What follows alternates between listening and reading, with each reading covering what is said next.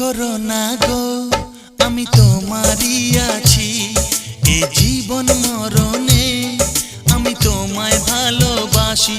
আমি তোমার ছায়া হয়ে রব তোমার পাশাপাশি।